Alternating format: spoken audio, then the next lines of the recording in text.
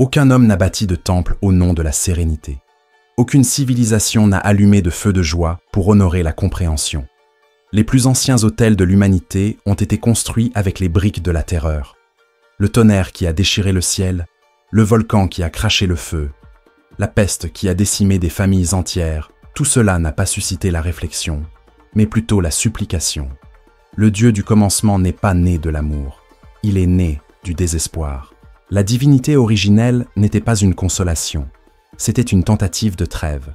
Lorsque l'homme a regardé la foudre et n'en a pas compris la cause, il n'a pas cherché à comprendre la nature. Il s'est agenouillé. Lorsqu'il a vu la terre trembler, il n'a pas cherché à étudier les plaques tectoniques. Il a offert des sacrifices. L'ignorance a toujours été un terreau fertile pour l'émergence du sacré. Et la peur, son engrais le plus efficace. Pensez-y, quand on a peur de perdre quelqu'un, on ne raisonne pas. On promet, on supplie, on négocie avec des forces invisibles, même si l'on affirme ne croire en rien. Car la peur, lorsqu'elle est profonde, l'emporte sur la raison. Et c'est précisément dans cet espace sombre et viscéral que les religions primitives ont trouvé refuge. Face à ce qu'elles ne peuvent contrôler, les humains créent des récits pour survivre. Le corps tremble, l'esprit invente. Les premiers dieux n'étaient pas des dieux d'espoir, mais des dieux de confinement. Des entités qu'il fallait apaiser et flatter. Des divinités capricieuses, à l'image des phénomènes naturels qu'elles représentaient. La foi était, à l'origine, une forme de protection et non d'illumination. Baruch Spinoza a perçu cette relation avec une cruelle clarté. Il a observé l'histoire humaine et a compris que là où régnait la peur, la religion naissait. Là où régnait la souffrance, le sacré s'épanouissait. Non pas comme une réponse rationnelle, mais comme un soutien émotionnel. Pour Spinoza, l'homme a créé l'idée de Dieu par nécessité de projeter de l'ordre dans un monde chaotique. Et le moteur de cette projection n'était pas l'amour, mais la peur. L'amour, par définition, exige la liberté. Et il n'y a pas de liberté là où règne la panique. Quand on aime vraiment, on n'exige pas de récompense, on ne craint pas la punition. Mais quand on a peur, tout devient monnaie d'échange. Les bonnes actions en échange de protection, les rituels en échange du salut, l'obéissance en échange du sens. Et c'est là que nous commençons à toucher la blessure que beaucoup évitent. Dans quelle mesure nos croyances sont-elles choisies consciemment? Et dans quelle mesure sont-elles héritées de la peur de nos ancêtres? Lorsque nous disons « croire en Dieu », que disons-nous réellement? Que nous comprenons et aimons l'ordre de l'univers? Ou que nous craignons ce qui nous arrivera si nous ne croyons en rien? Ce qui motive la foi n'est souvent pas la recherche de la vérité, mais l'horreur d'affronter le vide. Et Spinoza a osé l'exprimer à une époque où remettre en question la foi était non seulement impopulaire, mais aussi une condamnation à l'isolement, voire à la mort. Si vous êtes arrivé jusqu'ici, c'est que cette provocation a éveillé quelque chose de profond en vous. Et si cela vous fait réfléchir, même si c'est inconfortable, ce contenu fait son effet. Alors, profitez-en, aimez cette vidéo et abonnez-vous à la chaîne, car cette plongée philosophique vous mènera sur des chemins que personne ne vous a encore montrés. Et oui, ce sera inconfortable, mais c'est l'inconfort qui conduit à la transformation. La surface est confortable, mais elle est superficielle. Et là, on va plus en profondeur. Pour en revenir à Spinoza, il est crucial de comprendre pourquoi sa vision était si perturbatrice. Il vivait à une époque où la peur n'était pas seulement spirituelle, mais aussi politique, sociale et existentielle. Les religions dominaient l'imaginaire collectif, promettant le paradis et menaçant l'enfer. Mais ce qui soutenait véritablement cette structure était la crainte du châtiment éternel, la culpabilité comme mécanisme de contrôle, le péché comme forme de soumission. Et plus on avait peur, plus on exigeait de foi. Une équation perverse, plus on est précaire, plus on est pieux. Plus on ignore la nature, plus on dépend du surnaturel. Spinoza a examiné la question et a répondu « non ». Il a affirmé que Dieu n'est pas un être doté d'une volonté humaine, qui punit ou récompense. Il a affirmé que Dieu est la nature même, une substance infinie aux attributs infinis. Il a affirmé que tout ce qui existe est une manifestation de cette substance unique et que, par conséquent, il n'y a pas de séparation entre le divin et le naturel. Ce faisant, il a brisé l'épine dorsale de la peur théologique. Car si Dieu n'est pas extérieur au monde, mais qu'il est le monde, alors aucun juge ne veille sur vous. Il n'y a pas de tribunal céleste. Il n'y a que des lois naturelles, des causes et des effets, des chaînes d'événements qui obéissent à la logique de l'univers lui-même et non à la morale humaine. C'est effrayant, parce que cela libère. Et tout ce qui libère vraiment, avant tout, effraie. Imaginez grandir en croyant que quelqu'un observe chacun de vos actes, quelqu'un qui vous récompensera si vous êtes bon et vous punira si vous êtes mauvais. Imaginez maintenant découvrir que ce quelqu'un n'existe pas, que l'univers ne vous prête pas attention, qu'il n'y a pas de destinée prédéterminée, pas de plan supérieur, pas de but cosmique personnalisé. Cela semble froid, voire cruel. Mais cela peut être exactement le contraire. Cela peut être le début d'une forme de responsabilité suprême. Car si personne ne vous observe, alors tout dépend de la façon dont vous vous observez. L'éthique cesse d'être obéissance et devient cohérence. La morale cesse d'être peur de la punition et devient compréhension des conséquences. Et c'est là toute la beauté brutale de la pensée de Spinoza. Il ne voulait pas détruire l'idée de Dieu par haine, mais libérer les hommes de la peur. Il voulait montrer qu'il est possible de vivre spirituellement, sans superstition, qu'il est possible de révérer l'univers, sans se soumettre aux dogmes, qu'il est possible de trouver un sens à la vie, non pas par peur de la mort, mais par amour de l'existence. Mais ce type de pensée exige du courage, il exige une maturité émotionnelle, il exige de s'interroger. En quoi est-ce que je crois? Et pourquoi? Le problème, c'est que la plupart des gens n'ont jamais été confrontés à cette question.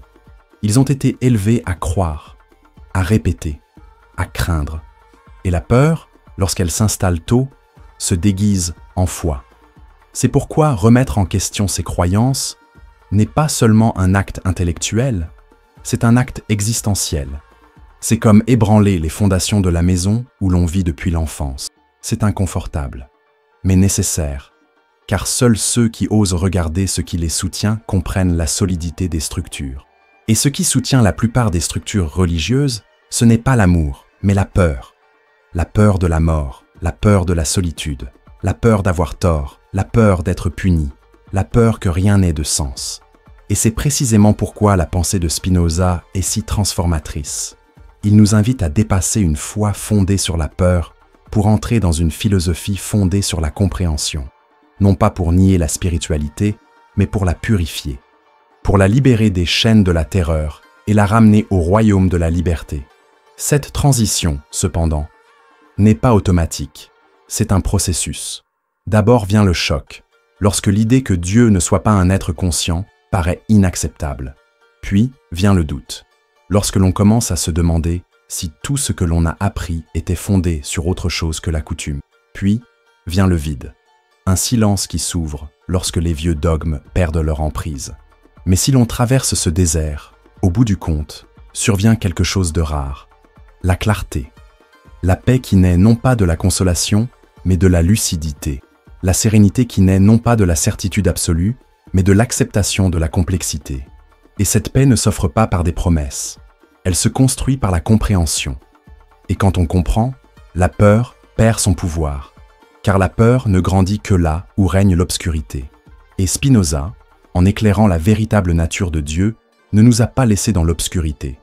Il a simplement éteint la lumière artificielle du dogme, afin que nos yeux puissent s'habituer à la lumière naturelle de la raison. Baruch Spinoza n'était pas seulement un philosophe. Il représentait une menace, un homme qui, avec un calme presque irritant, démantelait les structures sacrées de son temps. Et il ne le faisait pas avec fureur ou blasphème, mais avec logique.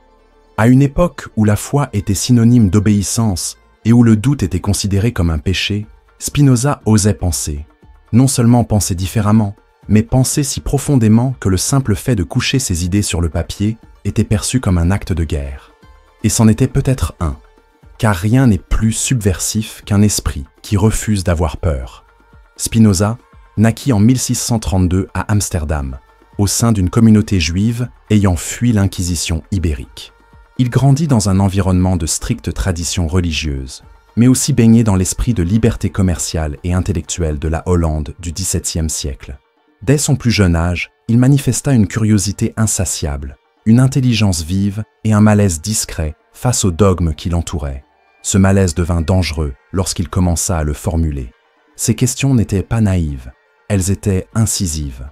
Il ne voulait pas seulement savoir ce qui était écrit dans les livres, il voulait savoir pourquoi elles avaient été écrites, qui les avait écrites, avec quelle intention, dans quel contexte, et surtout, ce que ces histoires disaient de l'esprit humain, bien plus que du prétendu Dieu qui y était apparu.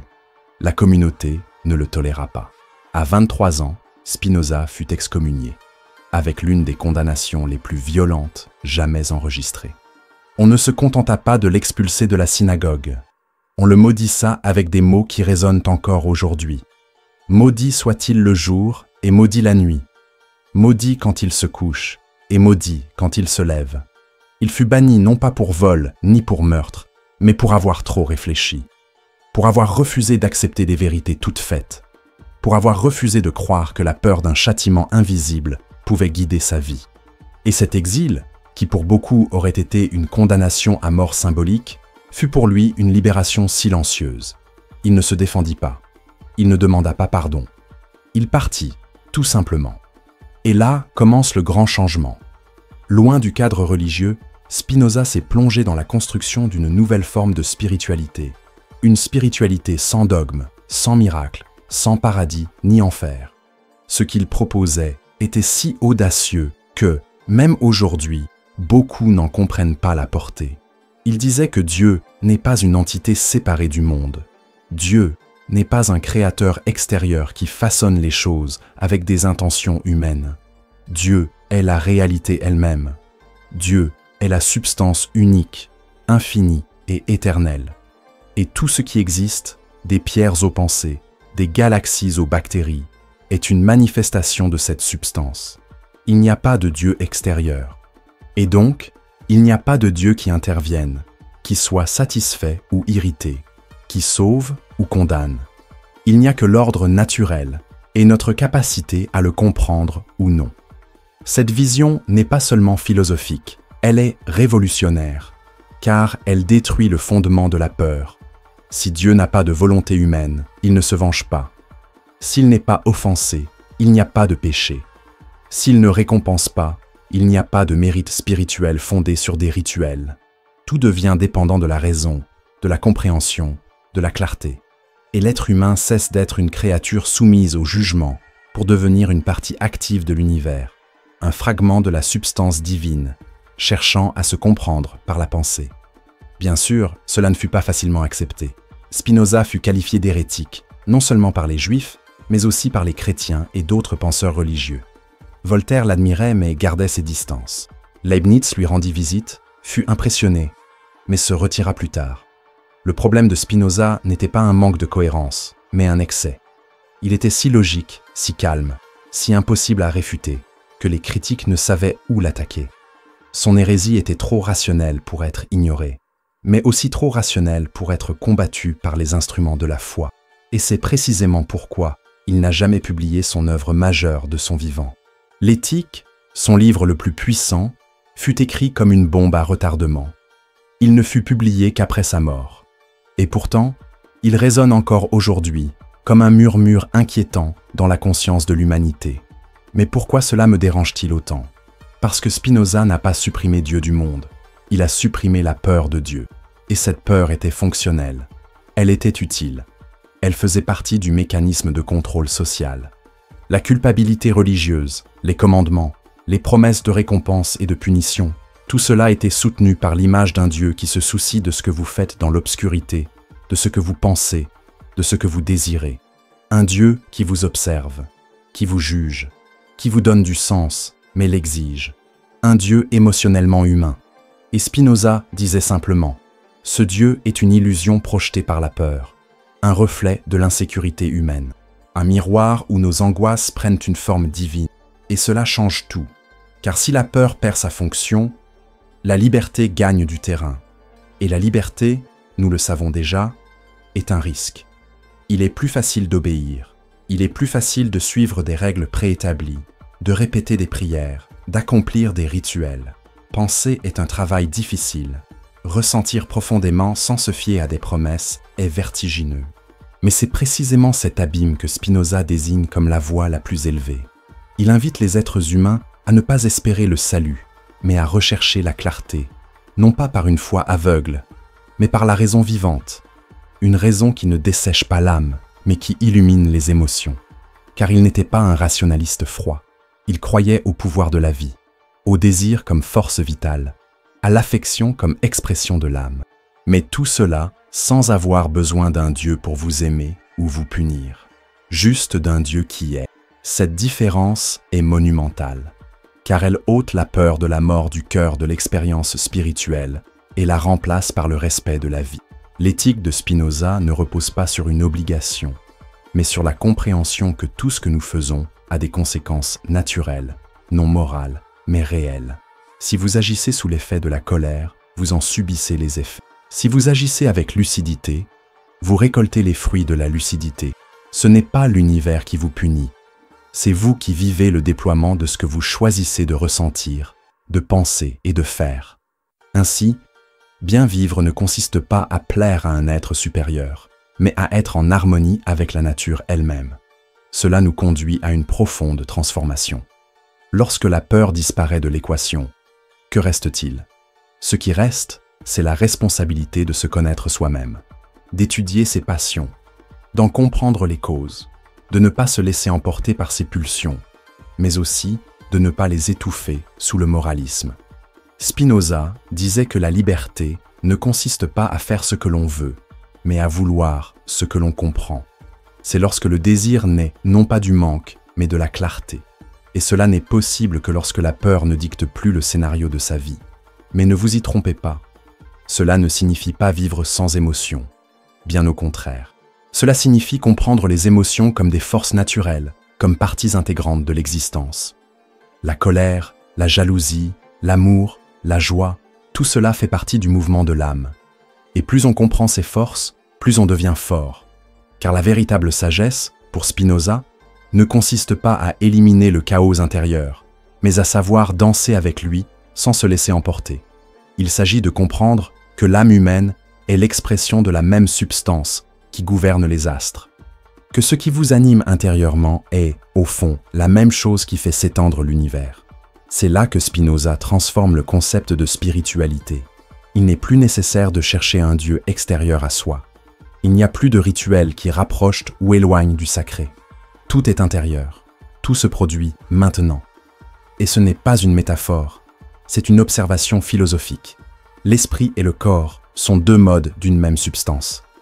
Penser et étendu, comme il le disait, sont des expressions simultanées d'un même être. Ainsi, se connaître soi-même, c'est, littéralement, connaître Dieu. Non pas un Dieu avec un nom, un visage ou une volonté, mais la substance infinie dont tout fait partie, y compris vous.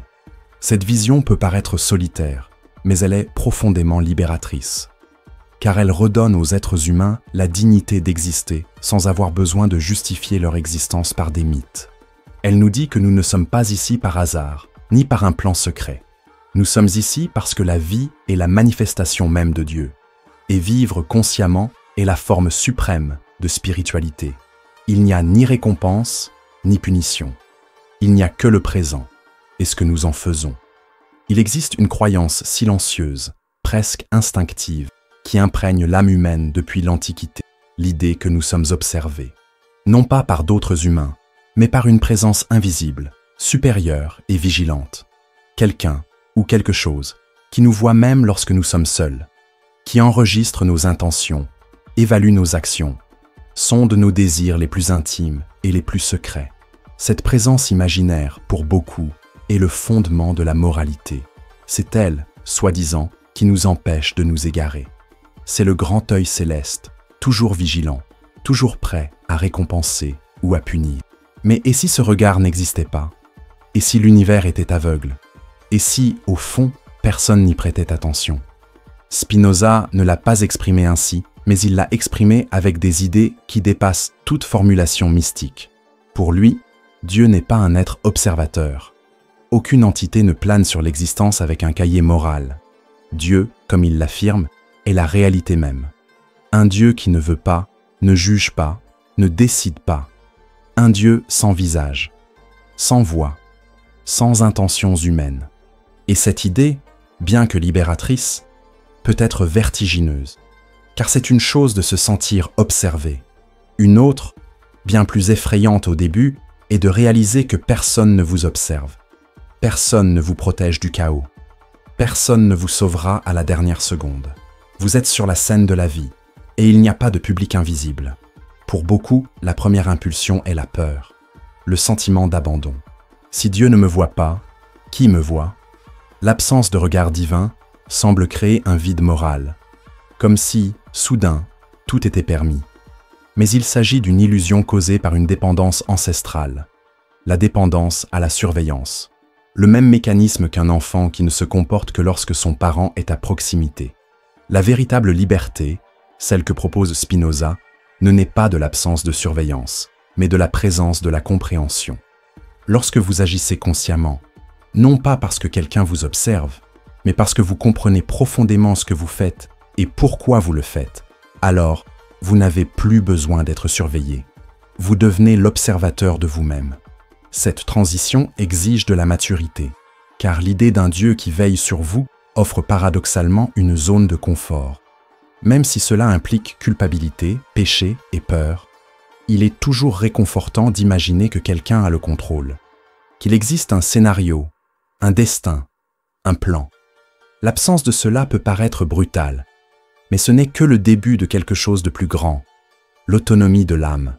Lorsque vous cessez d'agir par peur du châtiment et commencez à vivre selon vos principes intérieurs, quelque chose change irréversiblement.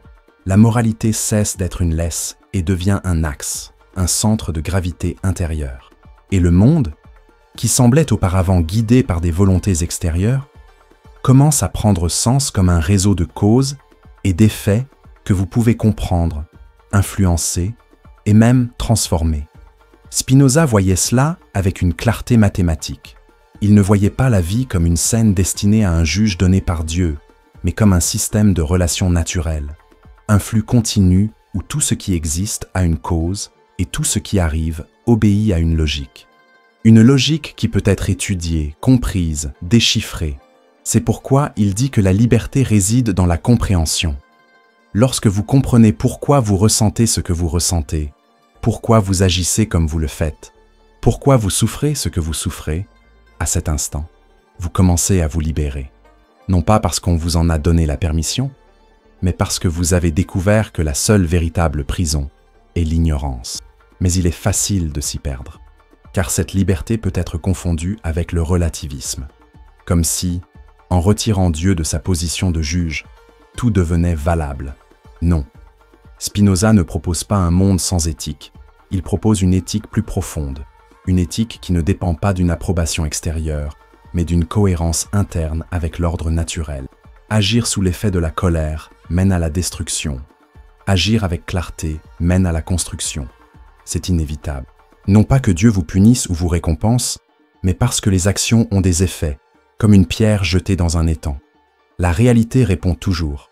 Et comprendre cette réponse est le début d'une nouvelle forme de responsabilité. C'est là que beaucoup font marche arrière, car il est plus facile d'externaliser la morale, d'attendre que quelqu'un d'autre vous dise ce qui est bien et ce qui est mal, de prier pour alléger la culpabilité, d'accomplir des rituels pour tenter de se mettre en règle avec Dieu. Mais Spinoza supprime ces béquilles et place l'individu avant lui-même. Vous n'êtes pas observé, vous êtes vécu, et cela signifie que la seule façon de bien vivre est de s'aligner sur la nature des choses. Se comprendre soi-même n'est pas un caprice spirituel, c'est une exigence de liberté. Car ceux qui ne se comprennent pas seront toujours esclaves de quelque chose. La peur, le désir, l'opinion des autres, les passions qui les emportent comme les vents d'une tempête. Cette compréhension peut, en effet, engendrer un sentiment de solitude au début, car les dieux qui veillent écoutent aussi. Et s'ils se taisent, qui entendra nos prières? Mais peu à peu, le silence se transforme en quelque chose de nouveau. La présence de soi, d'être pleinement au monde, sans avoir besoin de justifier chaque geste par des promesses de salut. L'absence de vigilance devient, paradoxalement, l'ouverture à une véritable connexion. Car plus besoin de cacher quoi que ce soit, il n'y a plus de tribunal, plus de péché, il n'y a que la réalité, et vous en elle, essayant de la comprendre comme une partie du tout. C'est une forme de spiritualité sans illusion, sans maquillage, sans scène, mais aussi sans menottes. Et ce n'est pas rien, c'est tout. Car lorsque le regard divin cesse d'être une caméra morale pour devenir une perception intérieure d'unité avec la vie, alors on n'a plus besoin de demander pardon, on agit consciemment. On n'a plus besoin de faire de promesses, on accomplit ce qu'on comprend. On n'a plus besoin de se culpabiliser, on se transforme. Et cette transformation n'est pas magique.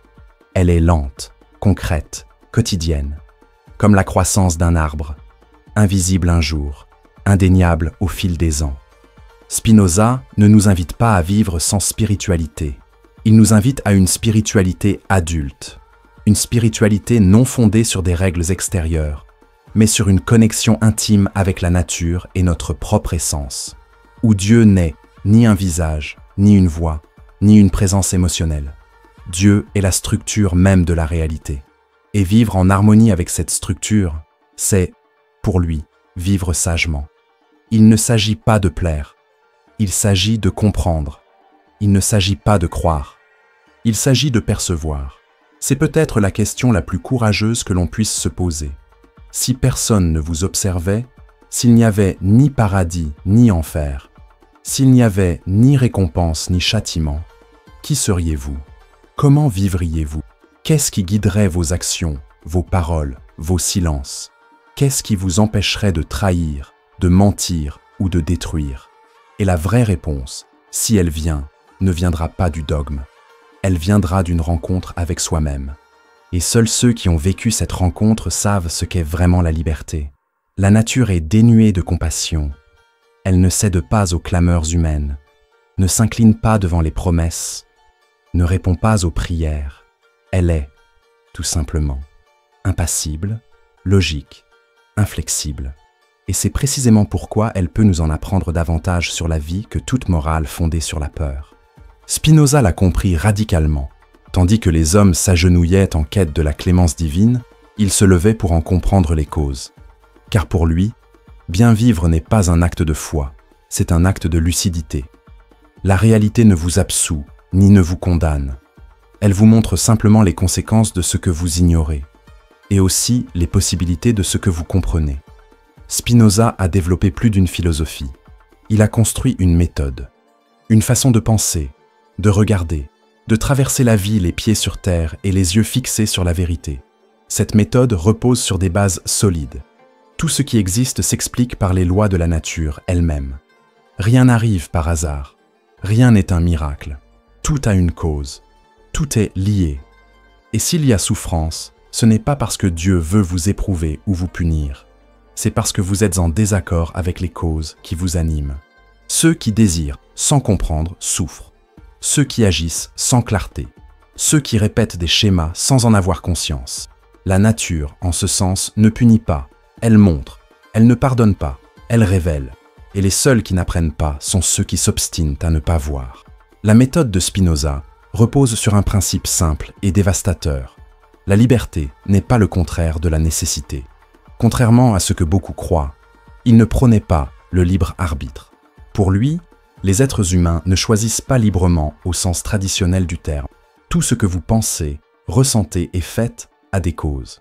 Des causes dont vous êtes souvent inconscient, mais qui agissent en vous à chaque instant. Et ce n'est pas une invitation au déterminisme passif, mais à la recherche active. Plus vous comprenez les causes qui vous gouvernent, plus vous agissez, moins vous êtes soumis à l'influence. La liberté, par conséquent, ne consiste pas à faire n'importe quoi. Elle consiste à faire ce qui naît d'une véritable compréhension de qui vous êtes et du monde dans lequel vous vivez. Cette perspective exige un renversement radical. Cesser de se juger avec culpabilité morale et commencer à s'observer avec une curiosité sincère. Lorsque l'on ressent de la colère, par exemple, le réflexe est de se condamner ou de se justifier. Mais la méthode de Spinoza appelle à une approche différente. Observer, comprendre. Qu'est-ce qui a provoqué cette colère? Que révèle-t-elle de nos désirs, de nos attentes, de nos illusions? La colère n'est pas une erreur, c'est un effet, un signal, le reflet de la distance entre ce que l'on veut et ce qui se passe. Et en comprenant cette distance, quelque chose change. On commence à se repositionner dans le monde. On commence à faire des choix moins impulsifs, plus puissants. Des choix qui naissent non pas d'une réaction, mais d'une vision claire. Cette clarté est au cœur de la méthode. Spinoza disait que le bien suprême est la connaissance de Dieu, c'est-à-dire de la nature. Pour lui, connaître Dieu ne consistait pas à prier, ni à se soumettre à des règles sacrées. Il s'agissait de connaître l'ordre des choses, d'approfondir la compréhension de la réalité. Et cela se fait par la raison, mais pas par une raison sèche, stérile et arrogante. C'est une raison généreuse et humble qui reconnaît la complexité de la vie et s'attache à la dévoiler avec honnêteté, en étudiant soi-même, ses affections, ses désirs, son histoire. On applique la méthode de Spinoza. On pratique une philosophie vivante, et il n'y a pas de philosophie plus concrète que celle qui transforme notre façon d'être. Mais pourquoi est-ce si difficile ? Parce qu'on nous a appris à rechercher le réconfort, et non la clarté. On nous a appris à prier pour que la souffrance passe, et non à comprendre pourquoi elle est arrivée. Nous voulons un soulagement rapide, et non une clarté durable. Et la nature ne fonctionne pas ainsi. Elle ne négocie pas avec nos urgences émotionnelles. Elle nous montre simplement, avec une patience impitoyable, que chaque choix a des conséquences. Chaque action produit un effet, et chaque ignorance a un prix. La méthode de Spinoza est dure, car elle se débarrasse des illusions. Mais c'est précisément pourquoi elle est libératrice. Elle ne vous offre pas un chemin magique vers le bonheur. Elle vous offre un miroir. Un miroir qui révèle non pas qui vous aimeriez être, mais qui vous êtes. Et cela, accepté avec courage, est le début de la plus réelle transformation qui soit. Spinoza organise sa philosophie comme un système géométrique. Définition, proposition, démonstration, le tout lié à la logique mathématique. Ce n'est pas de la vanité intellectuelle. C'est une cohérence avec sa vision du monde. Si la nature a un ordre, si tout obéit à des lois, alors la pensée doit aussi refléter cet ordre. Et bien vivre en ce sens, c'est aligner son esprit sur la structure de la réalité. C'est échapper au brouillard des passions aveugles et accéder à la clarté des affects compris. Il ne s'agit pas d'éliminer le désir. Ce serait contre nature.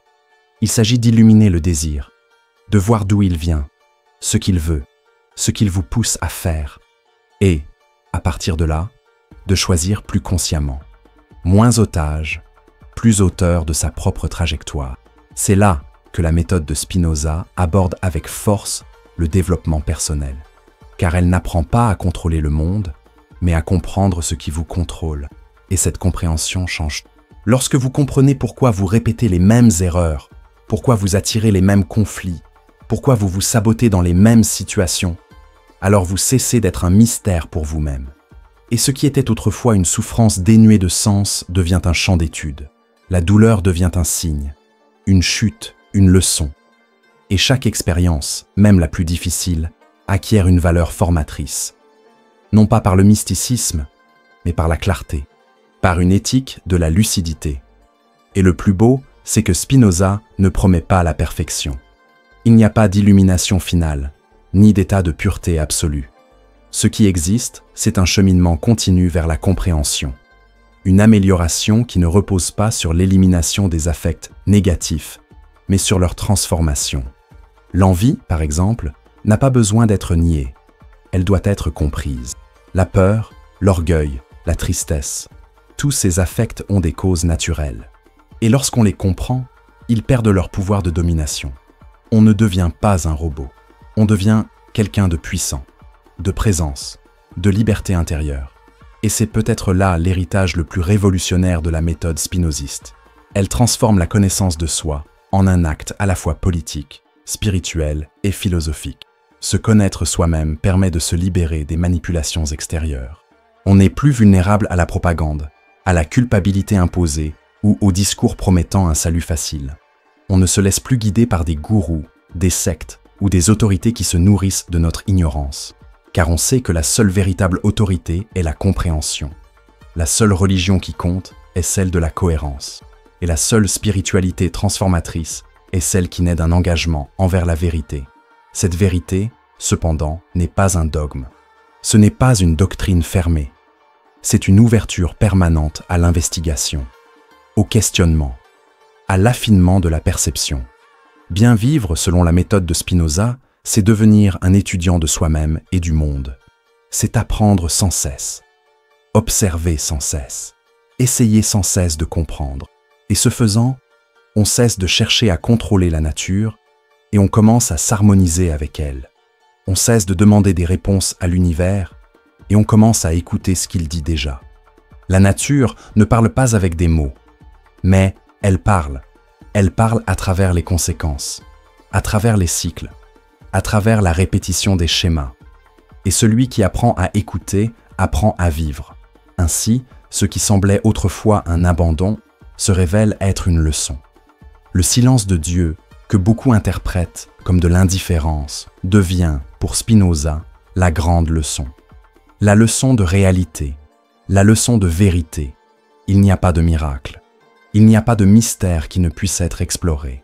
Il n'y a pas de souffrance qui ne révèle une cause. Et il n'y a pas de cause qui ne puisse être comprise par un esprit qui refuse de rester aveugle. Imaginez que tout ce que vous faites, absolument tout, des gestes les plus simples aux décisions les plus complexes, soit guidé par un moteur unique et invisible, le désir. Non pas un désir frivole, volatile ou fugace, mais un désir comme force fondamentale, racine de toute action, impulsion première de l'existence. Spinoza a parfaitement saisi cette idée. Le désir est l'essence même de l'homme. Tout ce qui vit, vit parce qu'il désire. Il désire continuer d'exister. Il désire s'étendre. Il désire préserver sa puissance. Et c'est précisément là que se définit ce qui nous anime et ce qui, paradoxalement, nous paralyse. Cette conception du désir n'a rien à voir avec l'idée moralisée imposée par tant de traditions. Spinoza ne divise pas les désirs en bons ou mauvais. Pour lui, le désir est, tout simplement. Il est présent dans tout ce qui vit. Même une pierre, selon sa philosophie, fait un certain effort pour persévérer dans sa manière d'être, ce qu'il appelle le conatus. Chez nous, êtres humains, ce conatus acquiert une complexité infinie, car notre esprit reflète le corps et le corps reflète l'esprit. Penser est une forme de désir. Ressentir est une forme de désir. Même le déni du désir est, en soi, un désir. Se protéger de la douleur, de la frustration et de la culpabilité. Le désir est donc inéluctable. Mais alors, si tout est guidé par le désir, pourquoi tant de paralysie? Pourquoi tant de gens désirent-ils quelque chose sans agir? Rêvent-ils sans agir? La réponse, pour Spinoza, réside dans la qualité du désir, et, plus encore, dans la clarté avec laquelle nous le percevons. Lorsque nous désirons quelque chose sans comprendre pourquoi, lorsque nous suivons une impulsion sans en connaître les causes, nous devenons la proie facile d'affects passifs, des passions qui nous dominent, nous trompent, nous fragmentent. Vous pouvez désirer la célébrité, mais si ce désir est né de l'insécurité, du besoin de validation extérieure, il vous asservira. Il vous rendra dépendant du regard des autres, vous placera en compétition constante, vous fera l'otage de ce que vous ne pouvez contrôler. Le pouvoir, dans ce contexte, ne réside pas dans l'ampleur du désir, mais dans son origine. Un désir né de l'ignorance, manipulé par des peurs ou des vanités inconscientes, tend à nous paralyser, car il nous déconnecte de notre essence. Il nous pousse à poursuivre des objectifs qui ne nous appartiennent pas. Et chaque fois que nous avançons vers quelque chose qui ne reflète pas notre être véritable, le corps et l'esprit entrent en conflit. Fatigue, anxiété, doute et paralysie s'ensuivent. Mais lorsque le désir naît de la compréhension, lorsqu'il est le fruit de la raison et en harmonie avec ce que nous sommes vraiment, il se transforme en pouvoir.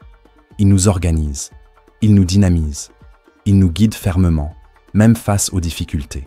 Cette distinction entre désir confus et désir clair est au cœur de la pensée de Spinoza, et elle ne devient possible que par la connaissance de soi. Non pas une connaissance superficielle, fondée sur des slogans ou des tests de personnalité, mais une exploration profonde des causes de nos affects. Pourquoi est-ce que je veux ce que je veux? Que recherchais-je vraiment? Quel genre de sensations cherche-t-on à éviter? Et quel genre d'illusions nourris-je? Ces questions n'ont pas de réponse immédiate, mais le simple fait de les poser commence à dissiper le brouillard intérieur. Il commence à distinguer les désirs qui nous appartiennent de ceux qui nous sont imposés. Il commence à révéler ce qui nous anime vraiment et ce qui nous distrait. C'est ici que la raison entre en jeu, alliée de la vie. Contrairement à la caricature rationaliste que beaucoup ont attribuée à Spinoza, sa raison n'est ni froide ni inhumaine. C'est une raison liée au corps, aux affects, à l'expérience. C'est une raison qui éclaire le désir, non le réprime. Elle cherche à comprendre les passions, non à les annuler. Car Spinoza savait que nous ne sommes pas des êtres de pure logique. Nous sommes imprégnés d'affects. Mais il savait aussi qu'il est possible de transformer des affects passifs en affects actifs. Et cela se produit lorsque nous comprenons ce que nous ressentons. Lorsque nous cessons d'être entraînés par des forces aveugles et commençons à guider notre vie avec discernement. Cette transformation est lente, mais réelle. Imaginez, par exemple, quelqu'un qui craint constamment le rejet. Cette peur façonne ses désirs. Il commence à vouloir plaire, à se taire, à éviter le conflit. Tout cela ressemble à un désir de paix, mais c'est en réalité une façon d'échapper à la confrontation. Une affection passive déguisée en vertu. Imaginez maintenant que cette personne commence à analyser sa peur. Elle commence à réaliser qu'elle découle d'expériences passées, de traumatismes, d'interprétations déformées. Et, petit à petit, elle commence à désirer autre chose, non seulement être acceptée, mais être vraie. Ce nouveau désir naît de la raison, de la compréhension. Et de ce fait, il est plus puissant. Il n'annule pas la peur, il l'imprègne. Et cela change tout. Spinoza nous offre ainsi un modèle de liberté à la fois exigeant et généreux. Exigeant parce qu'il exige effort, lucidité et maturité. Généreux parce qu'il n'exige ni perfection, ni déni de nos émotions. Il reconnaît la complexité de l'âme humaine et propose une voie possible, celle de la compréhension. Lorsque vous commencez à vous comprendre vous-même, vos désirs cessent d'être des ancres pour devenir des voiles. Ils cessent de vous attacher à des lieux qui ne vous appartiennent pas et commencent à vous guider avec direction et fluidité vers ce qui vous rend véritablement plus fort. Mais ce modèle de liberté a quelque chose de plus profond encore. Il dissout la culpabilité. Car là où il y a compréhension, il n'y a pas de place pour la condamnation. Spinoza ne veut pas que vous vous sentiez mal de vouloir ce que vous voulez. Il veut que vous observiez, que vous investiguiez, que vous compreniez. Et à partir de cette compréhension, que vous vous réorientiez vers votre propre nature. C'est cela la liberté. Ne pas faire n'importe quoi, mais faire ce qui résonne avec qui vous êtes vraiment. Et cela ne se découvre qu'en vivant, en faisant des erreurs, en observant, en réfléchissant, en apprenant. Il ne s'agit donc pas d'éliminer la souffrance, mais de lui donner une nouvelle place. La souffrance, lorsqu'on l'examine, devient un enseignant. Niée, elle devient une prison. Et nombre de nos désirs paralysants naissent de la tentative d'éviter cette douleur. Mais la douleur, selon la méthode de Spinoza, n'est pas l'ennemi, c'est un symptôme. Elle indique où nous nous éloignons de notre potentiel, où nous suivons les désirs d'autrui, où nous nous laissons dominer par des affects qui nous diminuent, et par conséquent, elle doit être entendue. Non pas comme une condamnation, mais comme un signe. Ce faisant, nous commençons à nouer une nouvelle relation avec le temps, avec les autres, avec nous-mêmes. Nous cessons de poursuivre des objectifs dénués de sens. Nous cessons de nous comparer à des vies qui ne sont pas les nôtres. Nous cessons de feindre la joie quand, intérieurement, nous sommes tourmentés. Et nous commençons à construire une existence plus cohérente, plus stable, plus authentique. Non pas parce que nous avons trouvé une formule magique, mais parce que nous avons appris à écouter la vie plus attentivement. Nous avons appris à percevoir ce qui nous renforce et ce qui nous épuise, et nous commençons à choisir plus consciemment, avec plus de présence, avec plus de responsabilité. Voilà le pouvoir de vivre selon son désir. C'est lorsque l'âme cesse d'être le théâtre de conflits irrationnels pour devenir un territoire de culture, là où les affections ne s'éteignent pas, mais s'affinent, là où la raison n'exclut pas l'émotion, mais la guide, là où le désir n'est pas perçu comme un péché, mais comme une source d'énergie vitale.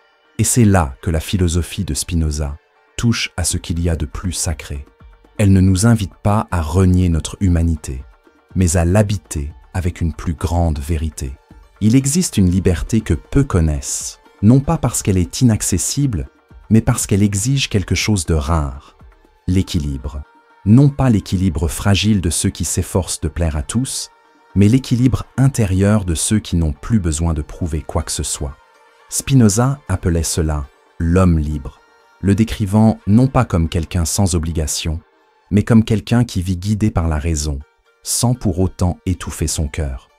Un être humain qui ne vit ni de superstition, ni de froideur intellectuelle. Un esprit qui, par une compréhension profonde de la réalité, peut se mouvoir avec légèreté, fermeté et compassion, tout en sachant que l'univers n'est pas là pour lui plaire. Spinoza ne propose pas une foi telle que celle que nous connaissons dans le discours religieux traditionnel. Il parle de quelque chose de plus solide, de plus intime, de plus profond. Une foi sans peur. Une confiance dans la structure de la réalité, dans l'ordre de la nature, dans le fait que tout a une cause et que cette cause peut être comprise. Une foi qui n'attend pas de miracle, mais qui ne désespère pas non plus face aux difficultés. C'est une foi qui ne repose pas sur des promesses de paradis ou des menaces d'enfer, mais sur la certitude que, même au milieu du chaos, il est possible de comprendre. Et ceux qui comprennent, même sans contrôle, ressentent moins de peur. La raison, dans ce modèle, n'est pas une lame qui transperce les sentiments, mais une lentille qui les révèle clairement. Spinoza n'a jamais proposé que les êtres humains deviennent insensibles. Au contraire, il savait que nous sommes faits d'affect, que nous vivons dans des réseaux d'émotions, que chaque pensée est chargée de sensations. Ce qu'il propose, c'est une autre façon de ressentir, un sentiment qui ne nous abatte pas, mais nous guide. Un sentiment qui ne nous humilie pas, mais nous révèle. La raison n'est donc pas une prison pour l'émotion, mais son miroir le plus fidèle. On imagine souvent que raison et émotion sont opposées, comme si penser clairement signifiait renoncer à ressentir. Mais Spinoza savait que c'était une illusion dangereuse, car, en pratique, tenter de taire les émotions ne fait que les rendre plus obscures, plus difficiles à gérer. La peur, réprimée, se déguise en contrôle. La colère, niée, se révèle sous forme de cynisme. Le désir, moralisé, se transforme en culpabilité. La seule véritable issue est la compréhension. Et la raison, parvenue à maturité, ne s'oppose pas à l'émotion. Elle l'intègre. Elle la rend plus humaine, plus pure, plus consciente. Cet équilibre entre foi et raison est ce qui définit, pour Spinoza, l'esprit libre. Quelqu'un qui ne nie pas le monde, mais qui n'en est pas non plus l'otage, qui ressent, mais ne se noie pas, qui pense, mais ne se fiche pas. Un esprit libre n'est pas quelqu'un qui vit sans douleur, mais quelqu'un qui transforme la douleur en lucidité, qui reconnaît la tristesse comme faisant partie de la vie, mais ne s'y soumet pas, qui comprend la peur, mais ne la vit pas, et qui surtout agit en fonction de ce qu'il comprend, et non seulement de ce qu'il désire ou craint. Cette liberté intérieure se construit, elle ne s'hérite pas. Elle ne s'obtient pas par des formules toutes faites. On ne la trouve pas dans les livres de développement personnel. Et on ne peut l'atteindre par des raccourcis spirituels qui promettent une paix sans effort. La liberté proposée par Spinoza exige un travail intérieur. Elle exige l'étude, la réflexion, le silence. Elle exige de regarder en soi avec courage et de se demander, avec une honnêteté radicale, qu'est-ce qui me motive? Qu'est-ce qui me limite? En quoi est-ce que je crois sans m'en rendre compte? Pourquoi m'obstiner à rechercher le salut là où il n'y a que répétition? Ces questions n'ont pas de réponse facile, mais elles en ont. Et chaque réponse vraie nous rapproche d'un centre intérieur qui n'a pas besoin d'applaudissements pour se maintenir. L'esprit libre n'est donc ni un rebelle impulsif, ni un rationaliste insensible. Il est serein, non pas parce qu'il ne souffre jamais, mais parce qu'il a appris à vivre avec ses émotions sans s'y perdre. Il a appris à respecter le rythme des choses, à accepter l'immuable et à agir avec fermeté sur ce qui dépend de lui. Il n'idolâtre pas le contrôle et ne cède pas au chaos. Il avance. Et il avance parce qu'il voit, parce qu'il comprend, parce qu'il n'a plus besoin de béquilles émotionnelles pour traverser la vie. Et c'est peut-être là l'un des plus beaux points de la philosophie de Spinoza. Elle ne cherche pas à créer des surhommes, mais des êtres humains complets, des gens ordinaires, qui souffrent, qui aiment, qui éprouvent de la peur, mais qui n'en sont plus les otages. des gens capables de rire de leurs propres illusions sans se haïr, qui peuvent pleurer leurs pertes sans sombrer dans la culpabilité, qui peuvent être frustrés par les imperfections du monde sans s'y fermer. Cet équilibre est rare, mais il est réel, et il est à la portée de ceux qui s'engagent dans un processus de compréhension profonde d'eux-mêmes. En pratique, cet équilibre se manifeste dans les décisions du quotidien, dans la façon dont on interagit avec les autres, dans la façon dont on réagit aux critiques, dans l'attitude face à l'échec, dans la façon dont on gère l'incertitude. Un esprit libre n'a pas besoin de paraître éclairé. Il vit simplement avec une plus grande présence. Il écoute avant de réagir. Il réfléchit avant de parler. Et lorsqu'il agit avec cohérence. Non pas pour paraître vertueux, mais parce qu'il serait absurde d'agir autrement. La vertu, dans ce cas, n'est pas morale. C'est une expression de l'essence. C'est le résultat naturel d'un esprit clair et d'un cœur apaisé. Cette vertu, pour Spinoza, est l'état suprême de l'être humain. Non pas parce qu'elle est un commandement, mais parce qu'elle est la conséquence inévitable d'une vie conforme à sa propre nature. Lorsque raison et émotion s'unissent, un comportement vertueux émerge avec aisance. La générosité devient spontanée.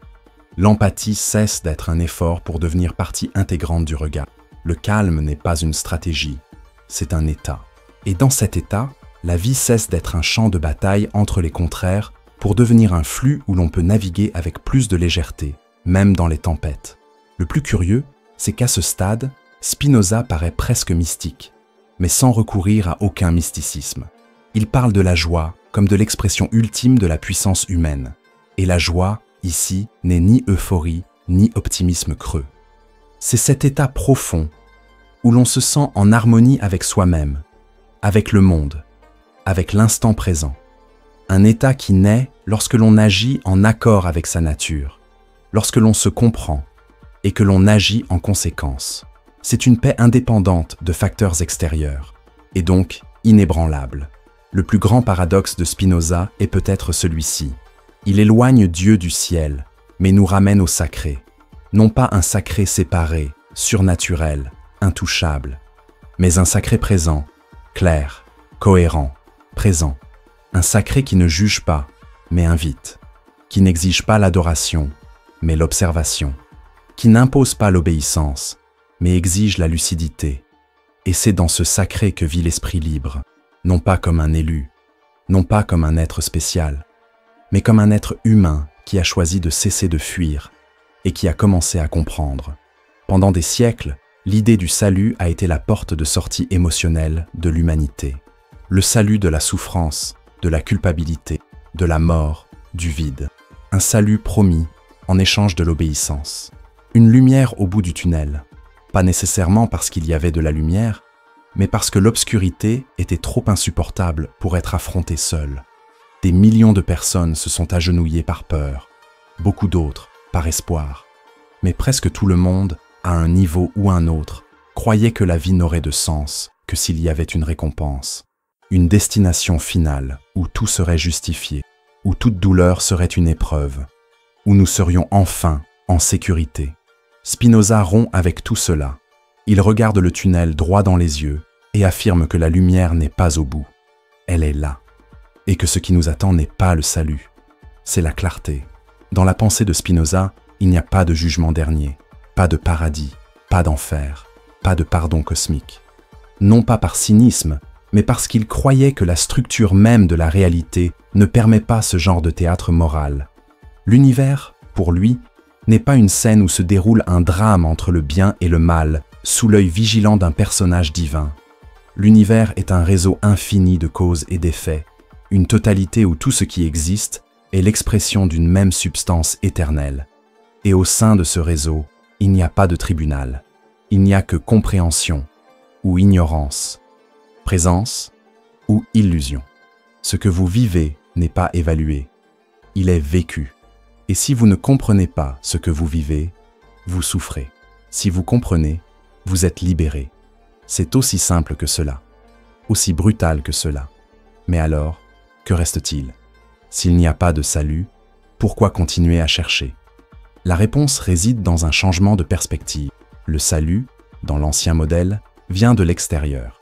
Quelqu'un vous sauve, quelque chose vous secourt, un miracle se produit.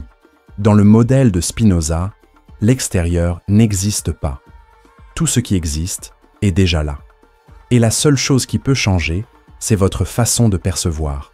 Ce qui transforme, ce n'est pas un événement magique, mais le degré de clarté avec lequel vous comprenez votre position dans la réalité. La clarté ne vous libère pas de la douleur, mais elle vous en révèle l'origine. La clarté n'efface pas la peur, mais elle en éclaire la fonction. La clarté ne garantit pas la joie éternelle, mais elle vous apprend à reconnaître la vraie joie, celle qui ne dépend pas des circonstances, mais de la cohérence entre qui vous êtes et comment vous vivez. Ce changement est radical, car il supprime le désir d'être sauvé du centre de notre vie et le remplace par le désir de se voir avec honnêteté, de voir les autres avec moins de projection, de voir le monde tel qu'il est et non tel que nous le souhaiterions. Et cette vision exige un courage que peu sont prêts à cultiver, car la clarté peut être inconfortable. Elle montre qu'une grande partie de nos souffrances ne sont pas causées par des forces extérieures, mais par notre confusion intérieure, que nombre de nos conflits naissent de notre résistance à accepter la réalité telle qu'elle est, que nombre de nos frustrations naissent de désirs mal compris, d'attentes irréalistes et de schémas émotionnels que nous n'explorons jamais. Spinoza ne vous offre pas de consolation, il vous offre un miroir. Et ce que ce miroir reflète peut, au premier abord, vous choquer, car il ne déforme pas, il n'adoucit pas, il montre, il révèle ce que vous ressentez, ce que vous évitez, ce que vous prétendez. Et plus encore, il montre ce qu'il est possible de faire avec tout cela. La clarté ne vous rend pas meilleur, elle vous rend plus vrai, plus conscient, plus présent. Et c'est de cette présence que commence la véritable transformation. Une transformation qui n'a pas pour but de vous emmener quelque part, mais de vous permettre d'être là où vous êtes déjà avec plus de lucidité. Cette proposition est discrètement révolutionnaire, parce qu'elle désactive la logique de dépendance. Il n'y a plus d'endroit où aller, il n'y a plus de maître infaillible à suivre, il n'y a plus de formule à appliquer. Ce qui existe, c'est le présent, et la façon dont on s'y positionne. Cette responsabilité est effrayante, mais elle est aussi valorisante, parce que pour la première fois, peut-être, on réalise que personne ne viendra nous sauver, mais qu'on n'est pas perdu. On avance, on apprend, on s'éveille. Et cet éveil n'est pas euphorique, il est serein, presque imperceptible, mais il est réel. La clarté, contrairement au salut, ne promet pas le soulagement, mais elle offre quelque chose de plus solide, le discernement. La capacité de percevoir plus clairement ce qui vous rapproche de vous-même et ce qui vous éloigne, ce qui vous renforce et ce qui vous affaiblit, ce qui vous appartient et ce dont vous avez hérité sans vous en rendre compte. Et cette perception, une fois acquise, ne s'oublie jamais.